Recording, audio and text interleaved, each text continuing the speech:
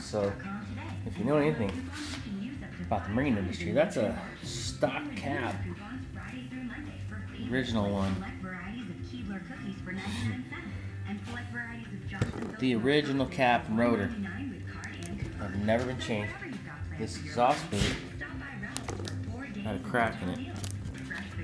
So, when I was installing the transducer for the fish finder, I noticed by looking over here there was a crack in the boot. Well, this upper boot for the drive boot was new. So somebody had taken the drive boot off and the exhaust boot off and not replaced the exhaust boot. Now we've got it repaired. That's done. Did a 200-hour service on the engine. It's good to go. New prop. We added a whole bunch of stuff to this boat.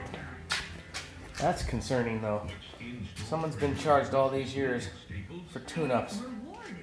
And it's never been done. So what does that tell you? And they were sold this boat like that. I added fish rod holders. That was said to not be able to do because of a wire that comes through here in the hull. It wasn't even in the way. Main concern was 5 times they were brought back in, towed in, whatever, because the sending unit and the gas tank was leaking. I fixed that, new gasket, tightened it up, done deal. That's working. Now, back to the fish finder.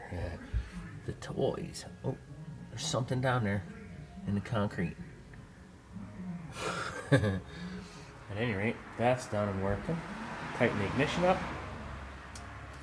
We had a problem with the stereo. Concern with the customer was the EQ settings kept deleting. So there was no way to save the EQ settings without adding an equalizer and a small amplifier 2-channel. Boss Marine. With that being said, let's see what kind of redneck stuff we can pull up on this thing. Well, that's not it.